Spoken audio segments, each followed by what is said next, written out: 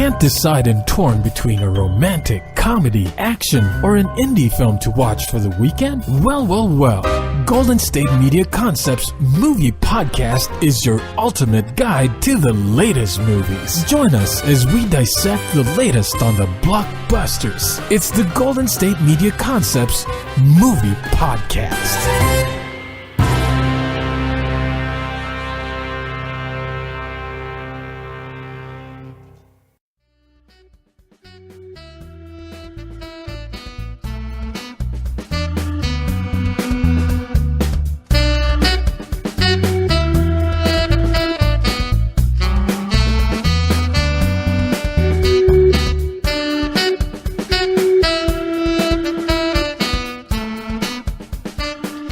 Welcome to the GSMC Movie Podcast, brought to you by GSMC Podcast Network. I'm your host, Arianne, and of course we have Heidi here with us. Hello. We are going to be talking about, the first movie we're going to be talking about is called The Act of Killing. This movie was released July 19th, 2013. It was directed by Joshua Oppenheimer. Mm-hmm. And yeah, the summary of this film is basically the filmmakers expose the horrifying mass executions of accused communists in Indonesia during 1965-1966 area, and the people who are credited for the crimes against these so-called communists or accused communists. Mm-hmm. It was also against ethnic Chinese as well. Yeah. So, who were living in Indonesia. Right. And I think China's like right next door. So, yeah, so there are a fair amount of people who live in... exactly, in Indonesia at that time. And I think that this was somewhere around the Vietnam War area too. Yes. It was kind of around the same time. They didn't have anything to do with each other, but I think it was around the same time. I'm not 100% sure, but I think that because in Vietnam, the reason they were killing was similar to because of political influence, stuff like that. But anyway, this film the main person it focuses on, his name is Anwar Congo, and he was one of the men credited for a lot of the murders and crimes during that time. Mm-hmm. And it's so crazy because he's still out and free. He never got charged. Right. That's what's so crazy to me. Anyway, so Josh's whole idea was to expose the situation. And Anwar, I feel like watching it, Anwar took it as almost like, look at me, look at what I did. And he even had input in the film, was like, no, I wanted to show me like this, like I'm super cool and I'm like this super awesome old gangster guy, you know what I mean? So that's what blew me away at first, because he was so he wanted it to be all about him and all the horrific things that he did. Now I do want to point out during that time, over 1 million Indonesian citizens were killed, and a lot of them were ethnic Chinese who they accused of being communists at that time. Super sad. Yeah. And also of note is that the U.S. supported these killings. Yeah. There are papers that have been released to the public that talk about the U.S. support of this. Mm-hmm. And as we were saying, relating to the Vietnam War, the U.S. entered the Vietnam War in 1965. So that was during the time of these killings. And as we all know, there's the U.S. history of anti-communism and not supporting communist movements. So the idea of they're killing communists. Yeah, let's we can support that, kind of similar to Vietnam. We're killing communists. Yeah, so we're okay with that. It's horrible. Right. And then for America just to be like, oh yeah, you do you. You're just kind of helping us out on the side. I mean, that's right. Just and the U.S. hasn't apologized for these things. No, yeah. And also Anwar is a gangster. Yeah. He's that's a lot of the people who committed these crimes are gangsters. Yeah. And so the government was basically allowing gangsters to go kill 1 million people of their own citizens. Yes. And of just being accused of I think that there's no definite they were actual communists. It's just like, oh, you could be, so you're gonna die. Right. There was never, a system to where they can differentiate who was and who wasn't. It's just like, whoever we think you are, you're gonna die. And I feel like it's so horrible because it also showed how involved the paramilitary leaders and the country's military in general was involved with this massive massacre. Like, they just did not care. In fact, I know it said that they were actually the ones who kind of like said, go execute these people and then just do it at your own free will. Like, we're gonna like just kind of look away as you do your business, and we're gonna just pretend like you're just helping us out. Right. Because by getting rid of all these people, getting rid of the opposition of the like military and of the power, because they overthrew a prime minister and then kind of like in a military coup sort of. They overthrew the military overthrew the entire government that they had. And that's what that gave the gangsters this freedom to go do these things. And then after that was there then another government that's not a military that took over. Yeah, they call themselves I forget. It was the young. Oh, that's their that's their military though. Oh, okay.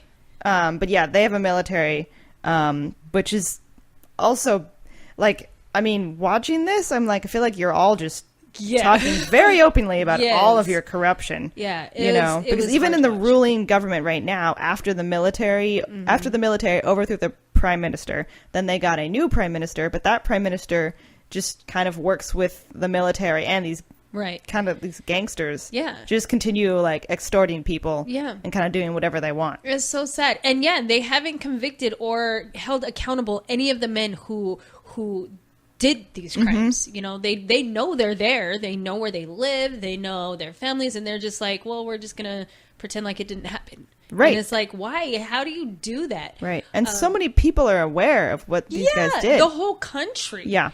The whole country. And then,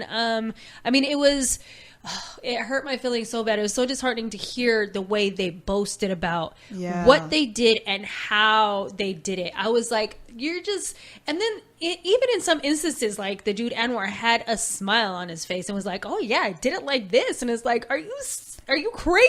Yeah. They he's walking them through with step by step, with props. I mean, not the part which I feel like we'll talk about later, where they're making a movie within a movie. Yeah. But there are scenes when he's like, "Oh, this is where I killed hundreds of people. Yeah. This is how I did it with this kind of tool. Mm-hmm. I will show you what I did." And then after that, he's dancing. Yeah. The cha-cha. Yeah. And there's a guy there. He's like, oh, he's a happy man. Yeah. Yeah. And even before, for that scene, in the movie, he's like, this is how I, sleep at night, basically is what he said, is to get this out of my mind. Mm-hmm. After I killed somebody and somebody else cleaned it up, he said that he would drink a lot. He would smoke a lot of weed. And then he would take some ecstasy, go dance and party it up and just kind of forget that it ever happened. And it's like, how do you do that? You are ruthless. You are a ruthless person. And it was just crazy to see. Right. Also, later in the film, you sort of see him talk about it more and more. And I feel like he sort of, I don't know if I would say it was remorse, but I feel like it started to hit him a little bit. Most definitely. The more that he talked about it. Yeah. And because he kept... It's also not just that they're boasting. I feel like some of them who are involved in the film, some of the gangsters who are involved, want to have the truth be known. Yeah. Or are okay with everyone knowing what happened. Right. Well, I feel like there are people already know who they are. So I think that this is just a more of, now the world gets to know who we are, because they felt like this movie was just going to be a super box office hit and everybody's going to know. And it's like, do you realize after people watch this, they're going to hate you. They're not going to love you and promote or whatever, what you did and say it was right. It was hard to watch for me, because I was just like, ew, I don't like you right now. You're the worst person. I know. It was amazing how open they are. And so I feel like yeah, I mean, how open they are, how boastful they are, and then how they're talking about how they deal with their guilty conscience. Yeah. You know, because there's another man, too, who comes in who's like another former gangster and a friend of Anwar. Yeah. And he basically is saying, like, I don't have nightmares about this. Right. I don't have trouble sleeping. Yeah. And that was after Anwar, like, kind of confided in him. Like, they're out fishing, and Anwar says to him, you know, like, there's something wrong with me. Like, I have nightmares about this stuff. And, you know, sometimes I don't sleep at night because I'm scared of the nightmares. And this other gangster guy, I don't even remember his name. Like Addie or Abby. Yeah. Addie. Yeah, I think it was Addie. And he basically just told him, you know, that's because you're weak. You have a weak mind. Yeah. And he's like, just get, like, he said it's because of your nerves. Go get like brain vitamins or something. Yeah, he called them brain vitamins. Yeah, he did. He said go to a psychologist to get brain vitamins. Yeah, he's like they're professionals. They'll help you. They'll just give you brain vitamins. You'll be fine. I was like, what? Are you serious? And I'm also like, what psychiatrist are you going to go to? Tell them you killed thousands of people, and they're just going to be like, take these vitamins. Right, here's vitamin B, vitamin G. You'll be fine. You know, no, and that's what I felt bad. It's hard to say you felt bad for somebody that's done such horrible things that, like, you know, you kind of feel bad that he's confiding in a friend and his friend is just like, you're just a weak little punk, kind of. Yeah. You know? His friend actually was interesting because I felt like the movie's kind of like it follows Anwar. Yeah. And his story. And his friend. And he has another friend too, whose name I can't remember. Was it the dude who... Like Rebbe or... The bigger guy, yeah, who's always dressed as a woman. It was so weird. So we will get into that. Yes. But so he's like, the movie kind of follows Anwar, but then his friend Addie comes. Addie. Okay, yeah. So his friend Addie comes, who's the one who tells him you're weak and you need brain vitamins. Yeah. And at first, Addie didn't talk that much, but as they're talking more, he's basically saying, like, he's like very aware of the movie. He's like, people are going to know about this, and we have to decide if we want them to know the truth. Because they're going to find out that the communists didn't do anything. They weren't cruel. We're the ones who were cruel. Ones, and we're the ones who did all these crimes. And then everyone's kind of like, yeah. Like, they just kind of move on. Just, you know? Don't forget what you have to say. We're going to show it anyway. Yeah. Or like, we don't care. That's fine. Yeah. And he was scarier to me because Anwar... And not that I like really feel bad for this person. Yeah. But like you were saying, like he showed a little bit of remorse. He did. And you can tell that it bothers his psyche. Oh, and bad. his friend is just like, oh, whatever, you're weak.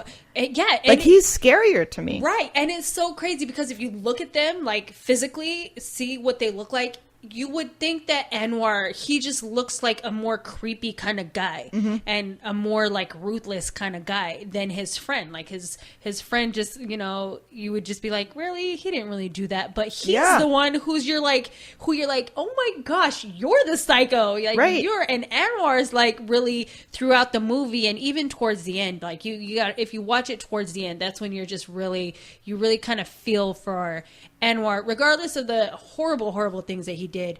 You can see the remorse just like flooding his whole like him in general, because he ends up like breaking down and crying. He went back to the area where he said at the beginning, oh, this is where I would murder a lot of people and just, you know, handle it. And then as he was walking up there and looking around, he's like, he vomits like twice. He's just like, is physically sick about what he'd done. Right. And I was like, good, you should feel that way. Right. You know, that's what I thought that was so interesting about the movie was like from the beginning to the end, his remorse just building and just the regret in him and the hurt and the pain that he was going through mentally. Like you can see it all over him, just kind of building until it's just like a complete breakdown. Right. And I really liked seeing that in a person that has done something so horrible, because I've seen so many, like, you know, if you watch any cop shows or whatever, like these people are just like, yes, so I did it. It's like, really? Like, you don't feel bad at all? This is a very like human story. Like, I feel like, like there is the terrible fact of what happened, but I feel like it's not about that history as much. It's more about humans. Exactly. And it's about how humans deal with the concept of like this, of murder, and how they deal with either their friends being murdered, their families being murdered, or them being the murderers. Right. And kind of seeing how the human condition deals with that and copes or doesn't cope, you know? For sure. We're going to take a quick break and come back and continue talking about The Act of Killing. Want to know the latest and hottest music hitting the airwaves? Don't be left out. Listen to the Golden State Media Concepts Music Podcast. Keith keeps you on the loop with everything you need to know from pop, rock, hip-hop, and the top 40. And we'll throw in news of your favorite artists, concert and tour dates, and so much more. Listen no further, because this is the gold standard in music podcast.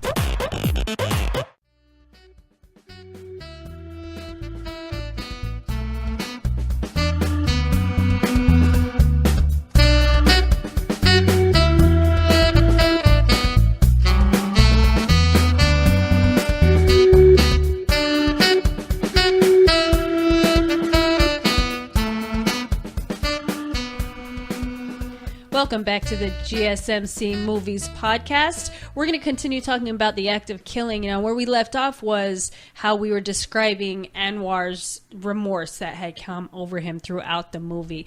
I want to back up a little bit and just say, like, when you're watching the film on how they're making the movie, there was a part in it where they go throughout the villages and ask, or basically tell the people working there, we need money. We need money for a certain reason. We're not going to tell you, just give us money. And you can see that the villagers or the people who are living there were still so scared of Anwar because they all knew who he was and who his team was, or his like crew members or whatever you want to call them. And I mean, they give him the money, and then they're like, there was a part where they were with this dude. He looked like he was Chinese, and they were like, give us money. You're like our dad. We're going to come to you for money. Give us the money. And so he fills an envelope with some money and then gives it to him. And they're like, this is all you're going to give us? Like, no, give us more. Give us more. And so he like looks around and he's kind of like, I don't have any more to give you, but okay, like here's some more. And he's like stuffing the envelope with more money, and you can just see the terror in his face. Like, I have to give these guys money or they will kill me. And then after they took the envelope, they were like, now just say, you gave this money to us of your own free will, like, and you're happy about it, right? And you can just see like this scary smile, like of fear on his face. Like, yeah, I'm happy about giving you this money. I felt so bad. I was like, are you serious? You just punked him into giving you guys money and then are making him say he did it and he's happy about it. Like, no, he's not happy about it. Look at his face. Right. That hurt me so bad to watch. I was like, oh my gosh, this is so hard. Right. And in that scene, they're going, it's like in a shop. Like a bunch of shops are there, like little stalls. And they say, like, we're going to go to all the Chinese. Yeah. Like all the ethnic Chinese. Yeah. And as they're going to these Chinese, like, shop owners, there's the one guy who's like, I, like, hate the smell of them. Yeah. Like, it's gross. It's really hard to watch. Yeah. It's like they loathe ethnic I was just like, you guys? Right. I feel like you can't really say that because I guarantee you're mixed with Chinese somewhere. So how are you going to say that? It was hard. Also, I would also like to talk about in this movie, it's like complicated to explain. Yeah. Because this is a documentary. But then in the documentary, it's like the filmmakers, like the director, Joshua Oppenheimer, told Anwar and the gangsters, we're making a movie and you guys are also making a movie. Like, I don't know if they said the movie you're making is the only thing we're showing. I don't know how they clarified that. Yeah. But basically the gangsters are also allowed to make a movie about themselves and about what they did. Yeah. I feel like that's the only way that Joshua was able to get the message out there. True. Instead of like sitting them down and saying, let's just talk about it. Tell us what you did. Instead of doing something like that, I don't feel like they would have been as open unless you told them, hey, let's make a movie about you guys. Yeah. And you tell us all the business while we film the documentary. Right. You know what I mean? Yeah. So I feel like they had to go about it that way. I agree. Yeah, for sure. And because they kind of they like doing it. Yeah. Because they all love movies and they film it in like different genres, like on different like sets. Yeah. And also it's like it's so weird. Like if you're watching a home movie that's like a kid has made, that's what it looks like that. Yeah. It's like I wrote in my notes, like, it's hard to watch because of how horrible these actions are, but also how awkward it is. It is. And the makeup was horrible. Oh, my God. Their ideas were just so ridiculous. I was like, you really think this is good? Because it looks horrible. It was like, you guys are definitely gangsters, not movie stars. Yeah. It was hard. But what I also loved about this was this strange mix of like fiction and reality. Like, I feel like this is going to make me sound very pretentious, but it like reminded me like when I was in college and like studying art, and like when you watch like an art movie that's almost like terrible, but is talking about something deeper. Yeah. Because there's like these weird like surreal scenes when like you're in the countryside, you know, by this point that these people are gangsters. Yeah. And then female dancers like come out and start like moving around in like a house that looks like a fish. Yeah. And they're like the fish like, drew me. When I will say though, when I saw that scene, like it's on the cover of the DVD. Yeah, it's like a fish house. Yeah, with the ladies coming out of the mouth. With ladies come out of the mouth dancing. Yeah. And I saw that scene and I was like, this is amazing. I love this. I don't know what's going on, but it's so weird and I love it. And then it turned to really horrible and I was like, oh, this is not that great. But it will throw like the random women in their outfits are, I love them. Yeah, I'm just like, that's true. I want one. That's super cute. They're cute. But them just dancing randomly and happy about it. And then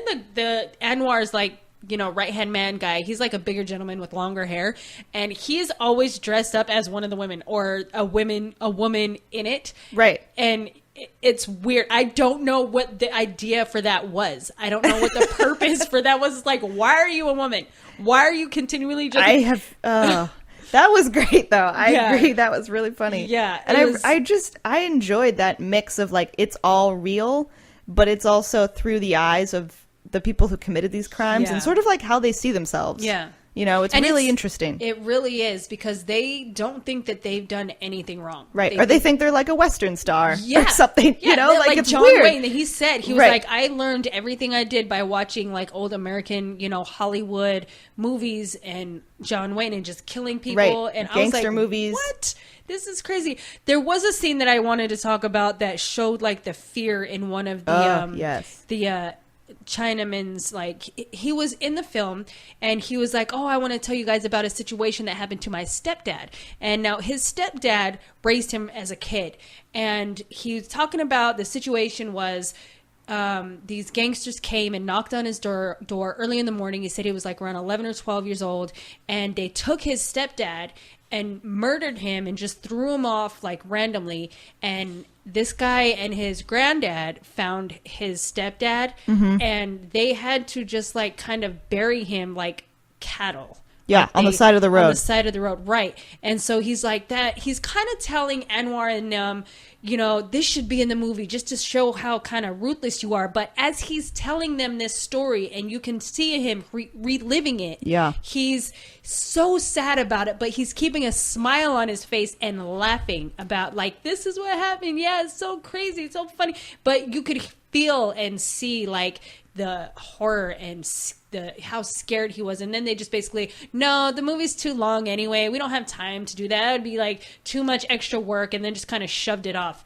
And then there's a scene where he has to play somebody who's being accused as being a communist, and he's just sitting there like, I might die for real. Like, that's the look on his face. I felt so scared for him. That scene was amazing. I totally agree. Like, because he's describing, like, because his stepdad was Chinese and describing him being killed. Yeah. And then he's like, and then after that we had to go live at the edge of the woods, and I never went to school, and I had to teach myself how to read and write. It was like with this, like he's saying that, like laughing, and with this look of horror and terror on his face. And he keeps saying, like, not that I'm, you know, saying anything bad about you guys, you know, like, not that that's like bad. And he keeps like, and then in the scene when he is in like the reenactment kind of scene, he plays a victim that the gangsters are then like interviewing or interrogating. Yeah. And he does have a look like he might die. And he is like sincerely, which makes him the best actor that they ever had in the film. And he, like, you can see him and he's like acting like he's being interrogated, but he also just like, he plays it so well because he's terrified, and because I'm sure that's right after he just told the story of his stepdad being killed. Like, yeah. he's crying real For tears. real, yeah. Like, snot. Like, he's, like, really crying. Yeah, it was horrifying. It was so, like, moving. It was amazing. There was also, I felt so bad because the way they made this film is that, did you see the part where they went into the small village and was kind of terrorizing, like, the women and children? Yep. So in that scene, Anwar was like, after they were like telling the kids, just be really scared. It's just a movie. It's just a movie. And then Anwar's like, these kids are going to think that they're going to hate us forever. He used that word. He's like, they're going to hate us for the rest of their lives. And you can see that it was hurting Anwar to a point where he didn't want to do it. But he's like, because I know what we're going to do. And for the film, their so-called film, they burned down their real houses. Really? Yeah. Oh. And he was like, that's why they're going to hate us forever. Cause I don't think I saw that part. Yeah. Oh my God. Like, is Anwar talking like, we have to burn down their houses and they're going to hate us forever just because this was a movie. And I was like, why did you have to? That's how amateur you could tell that they were being in this film, in the movie making part of Anwar's story, is because they literally burned down houses just to see houses being burned down. That is insane. Oh my God. Yeah. And it's like these ladies and young kids, they don't have anywhere else to go after you burn down their houses. It was so hard. I was like, really? That you don't have to do that? There's other ways, but I guess, financially they couldn't or whatever. I mean, when they were reenacting these scenes of fantasy, they were very real. Yeah. Yeah. And this was just super, super hard for me to watch. I will say one last thing about this movie is did you watch it to the very end? So, well, at the very end, there is, in the end credits, more than, I want to say 80%. Oh, yes. It said anonymous. Yes. Because they didn't want people to know who helped them make the movie. Yeah. And I feel like that still just shows how scared they really are. Because of, what happened. Right. So they're like, I don't want people to know that I helped make this. Are you crazy? Like, right. I still have to live here. And a lot of people who were Indonesian who made the film, they're still terrified. Yeah, it is. And it's just hard. If you want to go watch it, it's called The Act of Killing. It's very, informative. Yeah. I would also say it's very long. It is. It's like over 2 hours. Yeah. So be prepared for that. Yeah.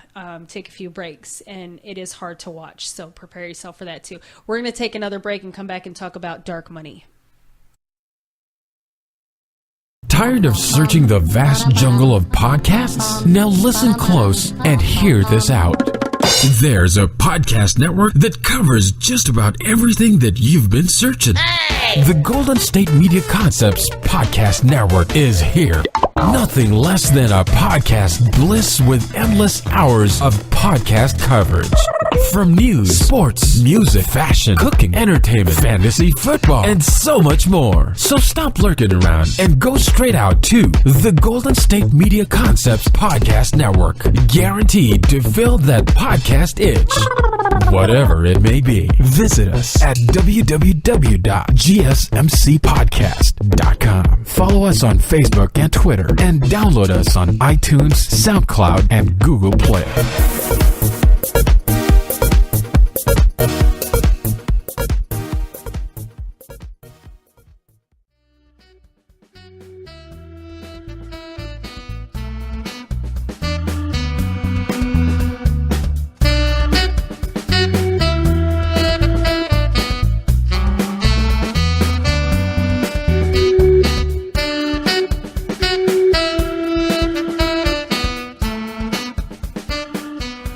Welcome back to the GSMC Movie Podcast. We're going to move on and talk about Dark Money.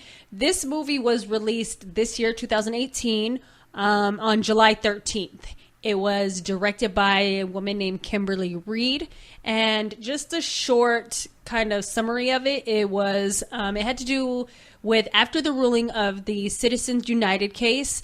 Dark money started flooding elections nationwide. Now, what the Citizens United case was, it was basically what allowed for corporations to fund or help candidates' campaigns in any way they wanted to without having a record of it. Like they didn't have to say what they funded it for or what. Like they didn't say we're giving you this much amount of money for all your advertisements or anything like that. And that's basically what dark money is untraceable money that comes from corporations and other sources. Currently they're claiming that they could be outside sources such as other countries. That helped fund elections for specific people that they wanted to win. So that's what the idea of this whole movie was. And the Citizens United case basically let a corporation be like a person. Because a person can give funds to any candidate they want. And a corporation now can do that just like a person can. But the problem is corporations can donate so much more money.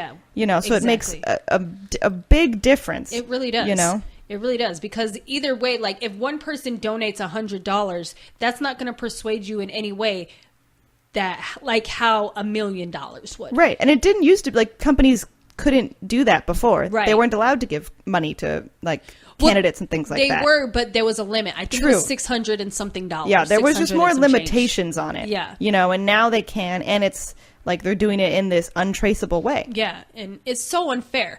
Now, the people of Montana, are standing up to stop history from repeating itself, because apparently this happened before in around 1912 area when a corporation called Anaconda basically took over Montana in that same way. So that's when it first started, where they were like, no, now we have to put a stop to corporations, or put a limit on what they can or like how they can provide funds and in which way. So the people of Montana, they have a lot of resources up there, as far as like water, oil, natural gas and stuff like that. So copper. Exactly. Yeah. I think the Anaconda had to do with the copper. It's a copper mine. Yeah. And, anyway, these corporations, this is basically the whole movie is about the people of Montana fighting to keep corporation money out of elections. Let's see, what did it say? What did I write here? These men wanted to keep a hold of the benefits of dark money. Oh, certain men.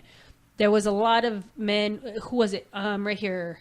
Art Whittick, Jason Priest, Jeff Eastman. They were all candidates, or I think previous or current political figures in Montana, either like governor, mayor, something like that. But they want to keep dark money in because it benefits them, and it. You know, I know Art Whittick was one of the guys. I think he was actually a senator. I want to say a senator or representative, but he won because of dark money. And like if you watch the film, it shows that he finally gets caught, and he actually has to go to trial because of, you know, how he accepted the money and how he used it, or how it was used to beat his opponent at that time. I don't even remember who the opponent was. There was a guy named, this is so funny, John S. Adams. Oh, yeah.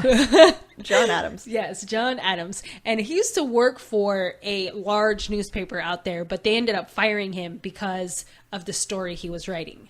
And I think it was like five other newspapers fired like half of their employees, like their journalists and reporters, because they were reporting on this situation.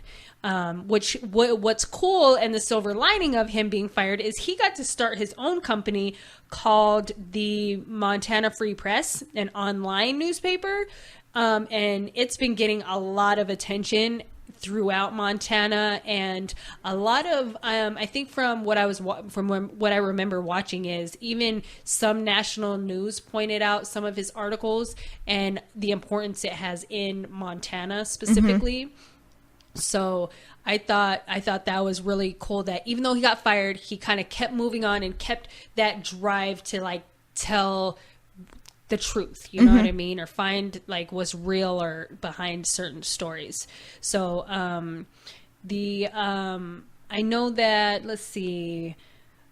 What I felt about this film was that there's like this sense that dark money is like, it's kind of like, it's hard to trace because of the way that corporations are covering it up in many ways. Because what I didn't really understand before watching this film was how the money was getting into candidates' hands, because it sounded like some candidates didn't necessarily know that it was corporation money. Because the corporation would set up like a super PAC, or like they would make a shell organization. You know, they would say, oh, we're, I don't know, Moms Against Abortion or something. They would like make a shell, and then they would funnel all of their money into that organization. And then that's the organization that would send out, like, they sent mostly snail mail type campaign materials.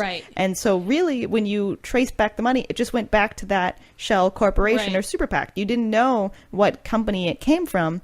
And then those materials, they like had a strategy where they would wait like 3 days before the election. And these are like local elections.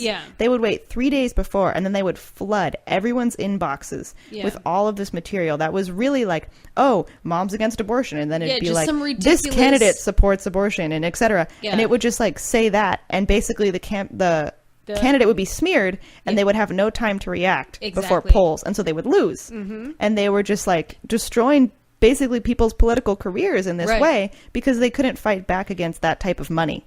Exactly. And in such a short amount of time. Exactly. Yeah. And so I thought that was the craziest part to me too. It's like you can't even trace anything to anybody or any corporation or business.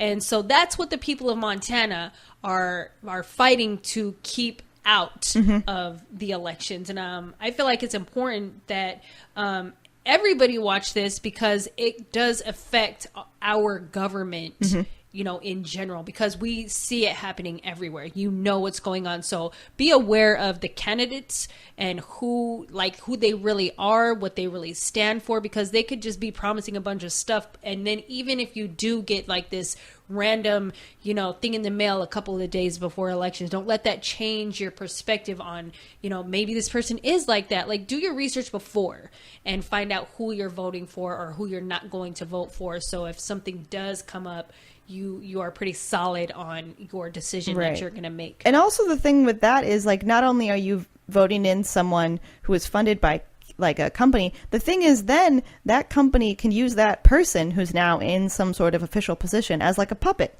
Because they're basically saying they no longer have to lobby. They just own someone. They don't have to put in their efforts to send a lobbyist to convince people. They can just use that candidate's power, you know, to vote how they want that person to vote. And then that person gets to be in office, you know, maybe do other things. But if a company is like, hey, you know, we want you to do that. Remember how we funded you for that? You know, or we, you know, or the shell company that isn't real, you know, the shell like group, the super PAC is saying, remember how we funded you? Well, we want you to do this now. But it's actually, you know, some other company. And it could even be a company out of state. You know, so if Montana has a candidate like that, it could be from another state that's funded that person to get into office because they might have a business in Montana. You know, and that's what they want. And they want to control it all. Now, I thought this was an interesting topic, like subject in there. So when this happened, like in the 1912 something around there, so they ended up forming this it's called the Federal Elections Commission. I think this was actually formed in like the 80s. This was formed later. This was not formed because of the Montana thing. It was a lot later. But this was in the federal government.